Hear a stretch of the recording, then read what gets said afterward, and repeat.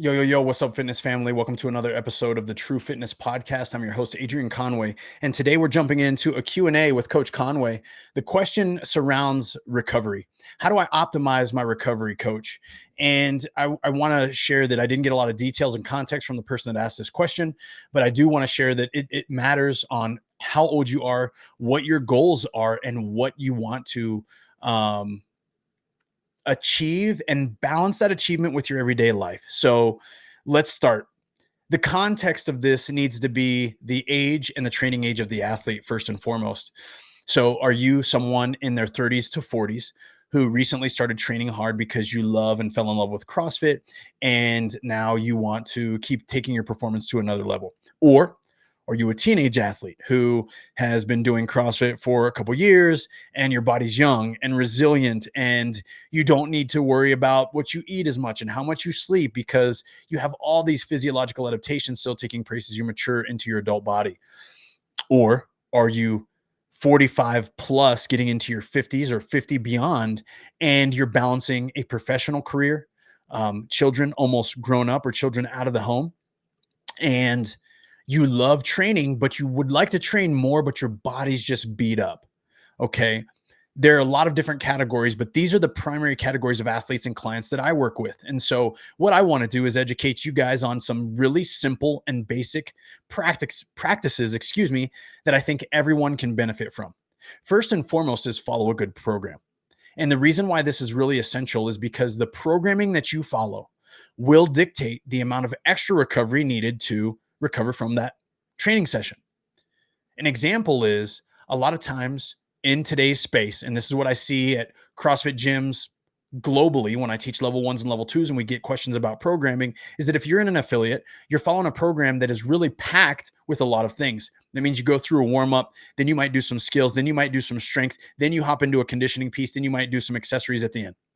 If that's being packed into 60 to 70 minutes of a class, that's a lot, especially if you're under the mindset that you're chasing intensity, which of course we know that the good stuff from training happens under intensity. If you do this on back-to-back-to-back days, you're going to constantly be digging yourself out of a deficit of both energy and muscle tissue breakdown and joint degradation, right? Like there's a lot of things that we're not superhuman. We're not Superman or Superwoman. And so we've got to consider these things. One thing that I want to throw your way is to consider the minimum effective dose. I know everyone out there falls in love with training and that we love to train at the highest level. However, if we are so obsessed with training that we want to think that we can shove as much fitness adaptation into the shortest window possible, you'll end up injured. And I've done it. You'll end up injured. You'll end up burnt out psychologically or emotionally. And what will happen is that it will be a slow trickle at first where you just feel a little bit run down. Oh, I'm a little bit sleepy. Oh, I'm not hitting the numbers I want to hit. Oh, I haven't hit a PR in a while. And then all of a sudden you got this achy elbow. Oh, my elbow's achy. Oh, my shoulder. Oh, the right above my knee or just below my patella, right? Like these are the common symptoms that start to creep.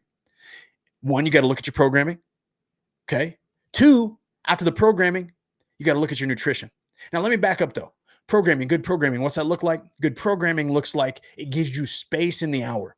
That means that at most you're doing 2 to 3 things in one day. I have a program. It's called True 60. We base it off of principles just like this. It's for athletes that want to get more out of their fitness, but in a wise way. We undulate the training cycles week to week, day to day, so that we kind of go high-low on some weeks where it's like, man, one day is really brutal and really hard. The next day is much more skill-based and a little bit longer and slower in conditioning. Then we've got an active rest day on Thursdays. Then we're going to completely rest on Sundays, but on Saturdays, we got this fun one-to-one work-to-rest ratio. Maybe you can do that with a partner. Maybe you can throw down. We're doing constantly varied functional movements at high intensity.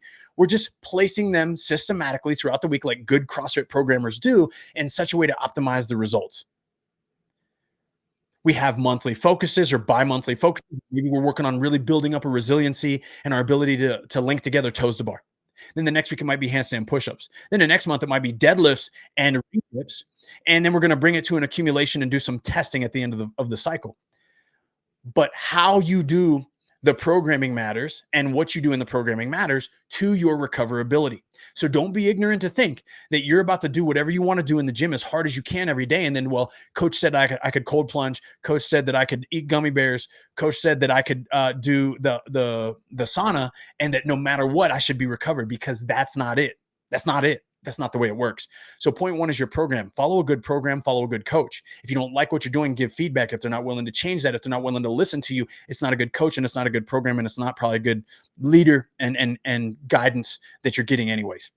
Point two, what was I saying about point two? Oh gosh, here we go already. My mind's leaving me. I needed more caffeine this morning. So programming is number one. Number two, I'm going to say is exactly what you do outside of the gym when it comes to sleep and nutrition. So again, I'm still not talking about cold plunges. I'm still not talking about foam rolling. I'm still not talking about warm-ups and cool downs, although those are important and I'll get to those. First and foremost, after the program is how are you sleeping and how are you eating? Eat meats and veggies, nuts and seeds, some fruit, little starch, and no sugar. Keep intake to levels that support exercise and not body fat. That's what we prescribe. That's the intro line to fitness in 100 words. So if you're trying to get fit, if you're trying to even create a fitness that simulates what CrossFit stands for, general physical preparedness, or maximizing work capacity across broad time and modal domains, then you need to eat that way. And if you've never tracked food before, start there. If you've never focused on eating whole foods before, start there first. So eat the meats and veggies, nuts and seeds, some fruit, little starch, no sugar. Do it 90% of the time. 90% of the time. 90% of the time that you put food into this thing right here, I'm pointing to my mouth, you got to be dialed. If you're not willing to do that, then training doesn't matter to you and neither does your recovery. So I'm wasting my breath for you. I'm Coach Conway for a reason. It ain't here to talk to you and tell you stuff that you want to like. I'm not a philosophizer, right? I don't even know if that's a word. But I'm not going to sit here and like talk about food and be like, yeah, red light stuff. And like, no, weigh and measure your food, eat appropriate amounts that support your training load, follow a good program, take your butt to bed at night. Most of these things people whiff on and it annoys me. It bothers me because then they want to spend $1,000 on this new technology to help fill a gap that they're just too lazy to fill on themselves because they need 8 hours of sleep, but they really like the new Netflix thing, or they really like to stay up late, or they have caffeine too late in their day because they're addicted to canned beverages. I'm going to tell you what you need to hear, not what you want to hear.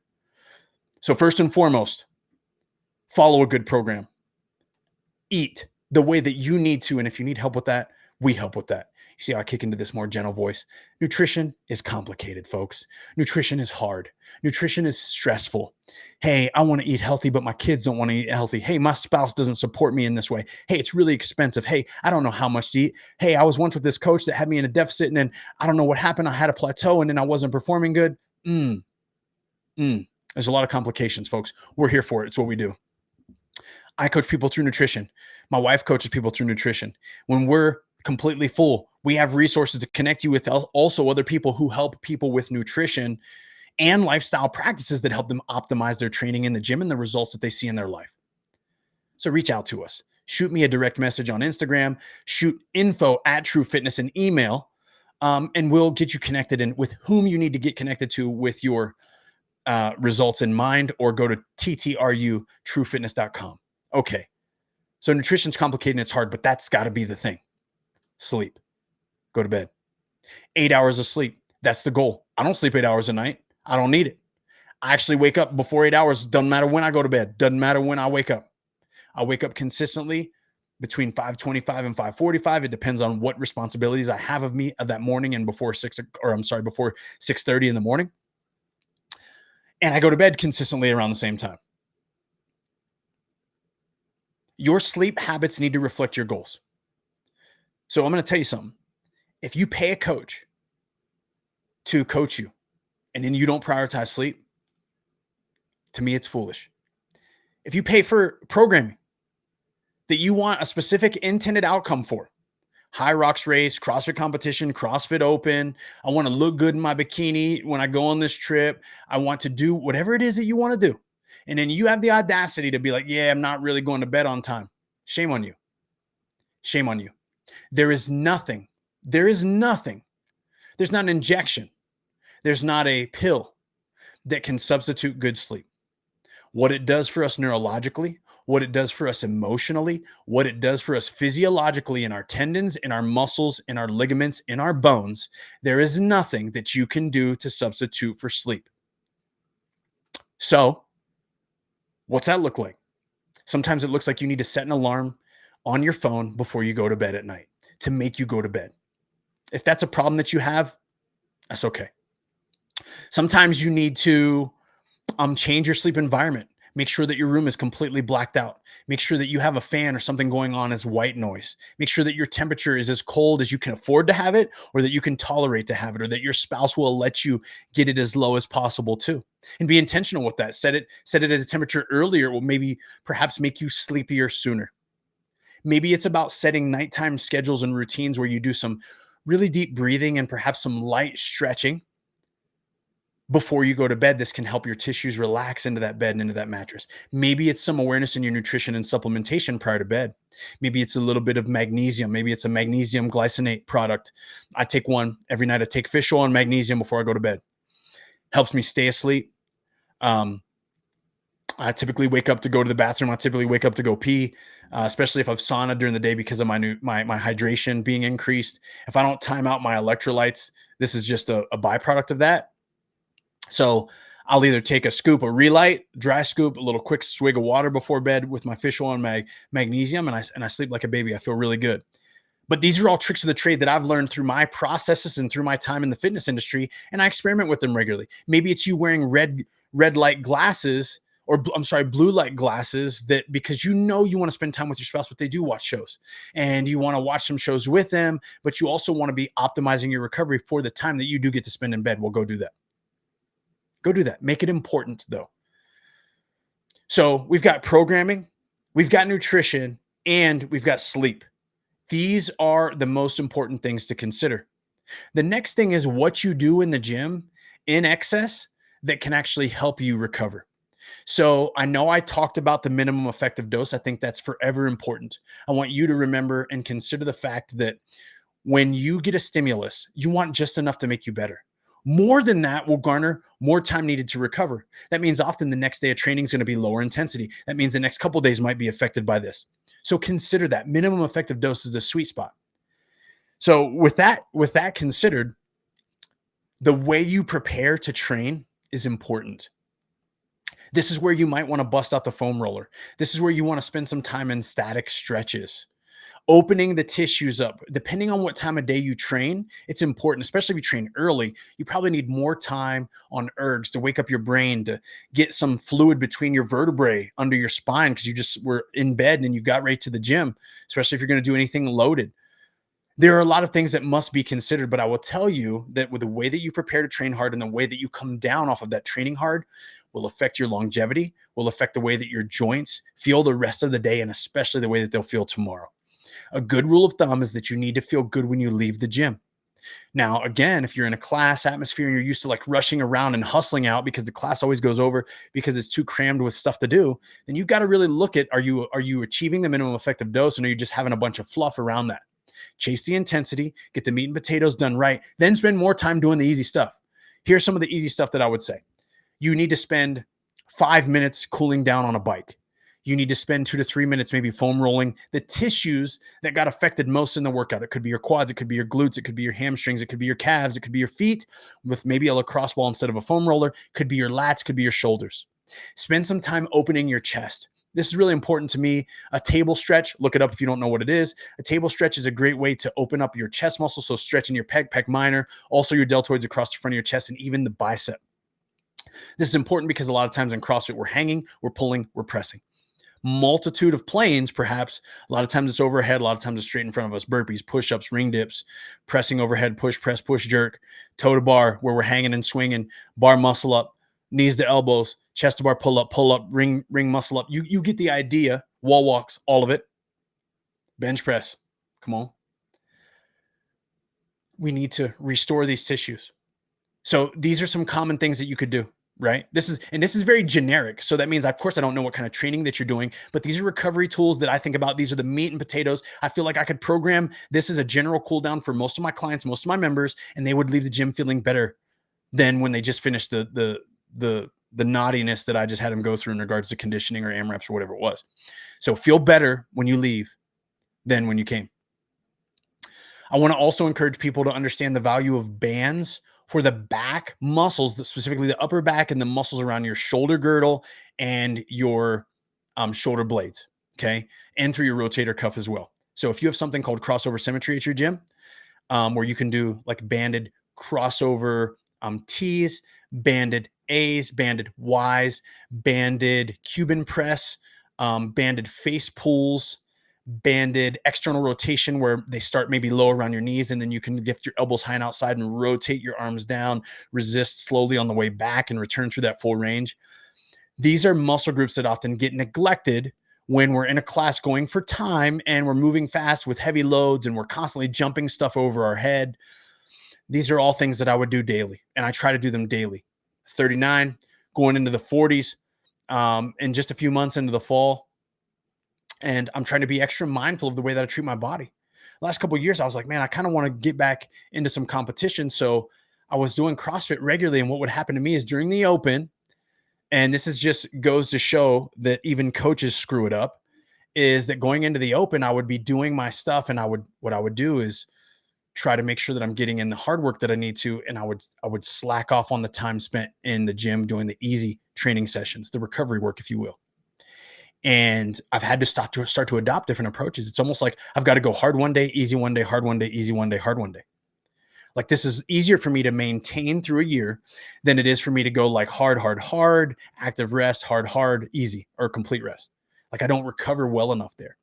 And so because of that, though, I came up a little bit lame during the open. Week 3, week 2, this year I was banged up going into the open. I didn't really get to do it because of the fact that I had a shoulder thing going on from snatching that I caught weird.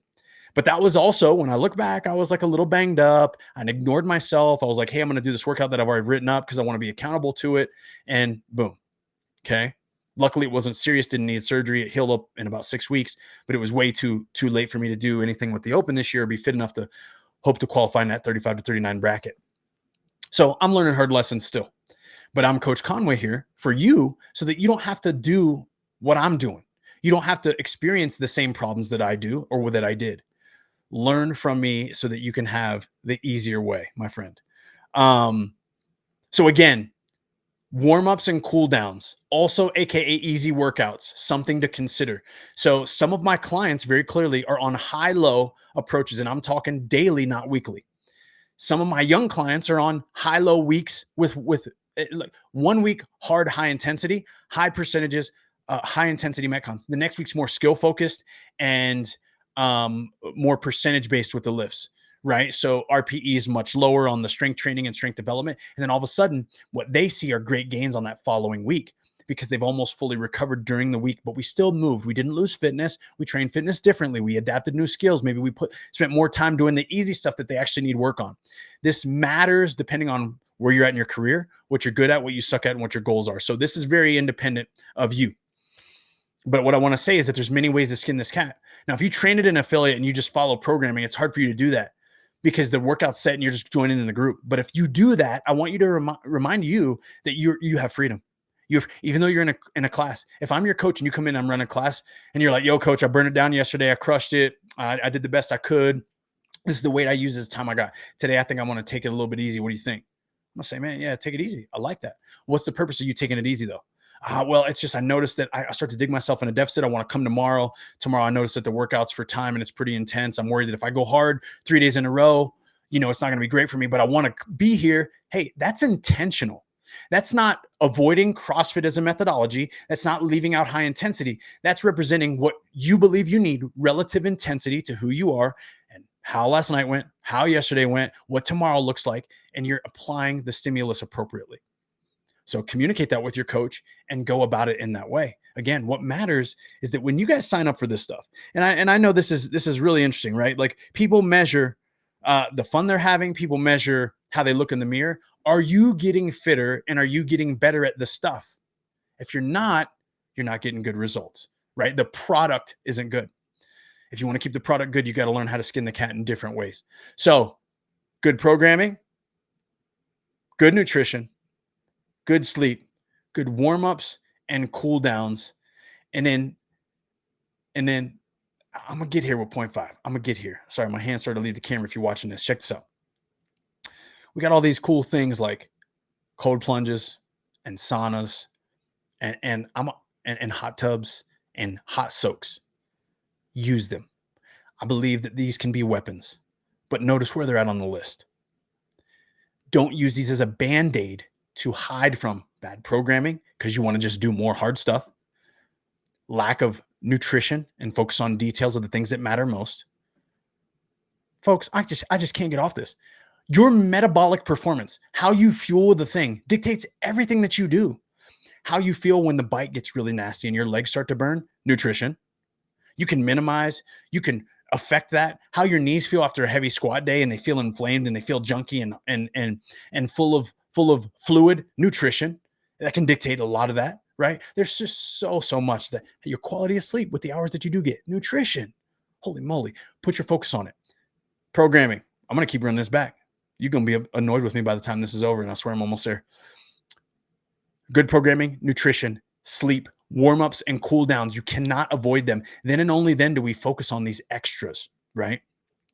Now, your boy enjoys an extra. I got a mod tub out in the garage. I got a sauna in my house. And my protocol is pretty simple. I love to sauna after I train. I love to sauna either in the evening before I start my bedtime routine after we get the kids down, or it's within probably 30 to 40 minutes of training. So I let my body cool down a little bit, and then I go right into the sauna, rehydrate, put some electrolytes in my water, spend about 30 minutes in there. And, then I can move on with my day. When I cold plunge, it's typically to start the day.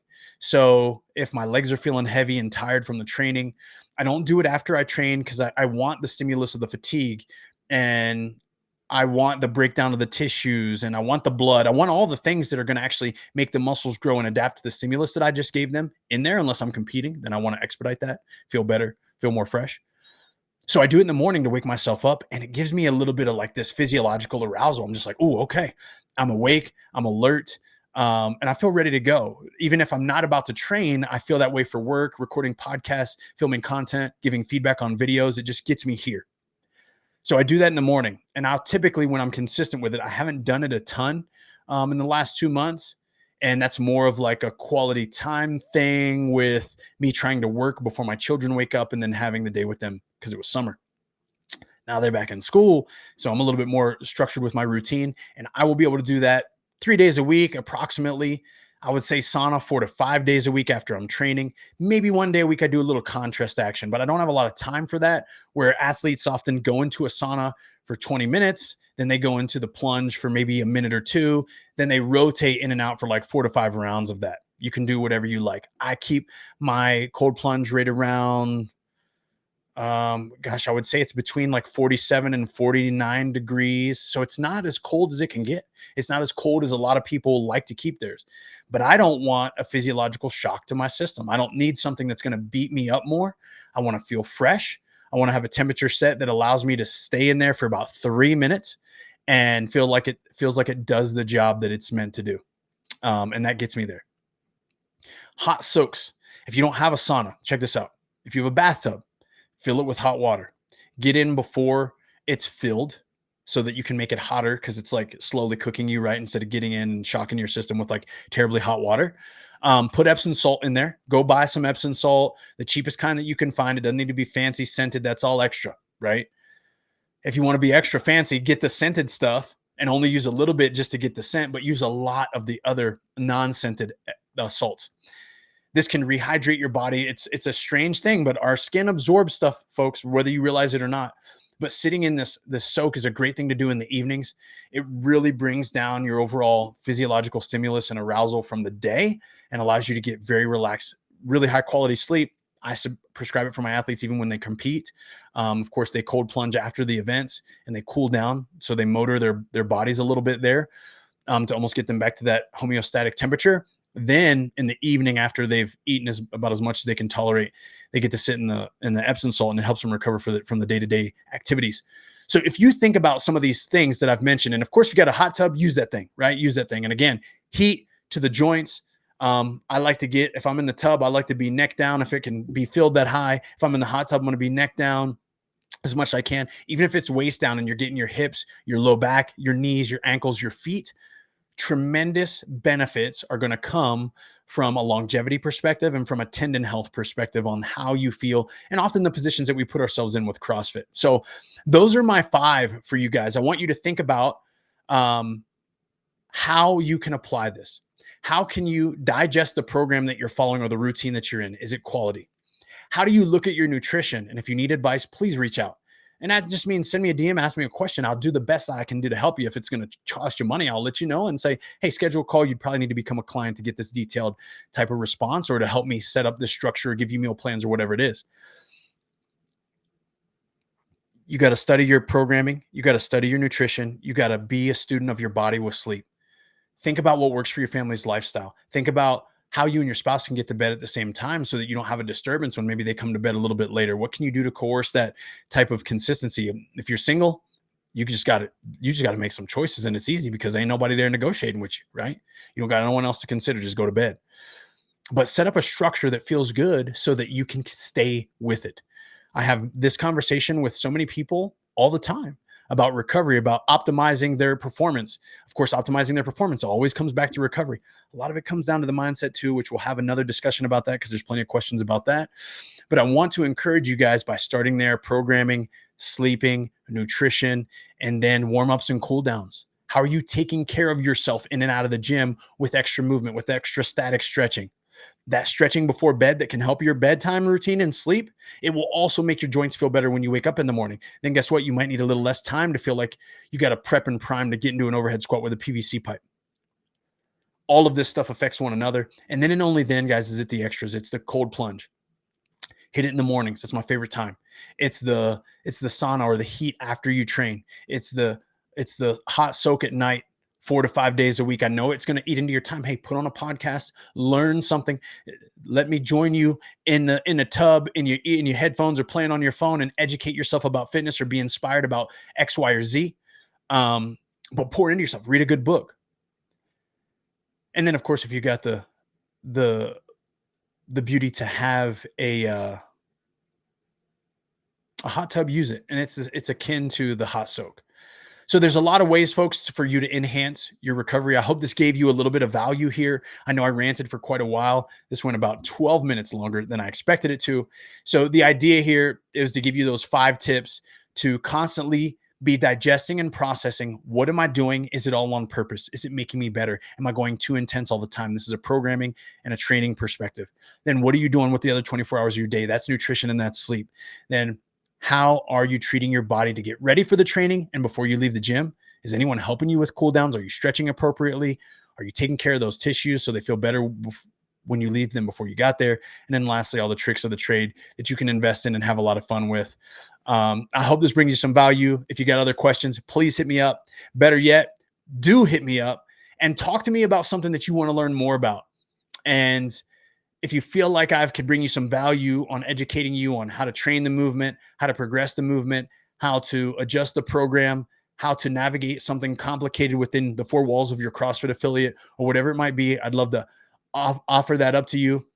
And please reach out. If you're an affiliate owner, or if you go to an affiliate and you feel like, man, the programming is just not doing it for me, we have pretty much a white glove service with programming at this point, where we've partnered with affiliates.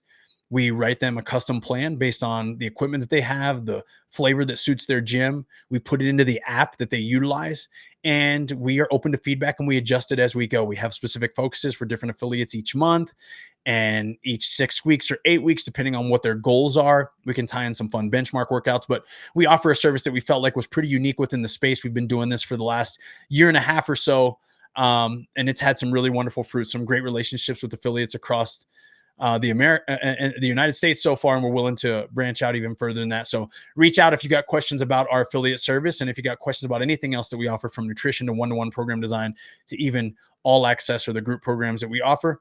Visit TTRU Fitness. That is truefitness.com. Keep rising.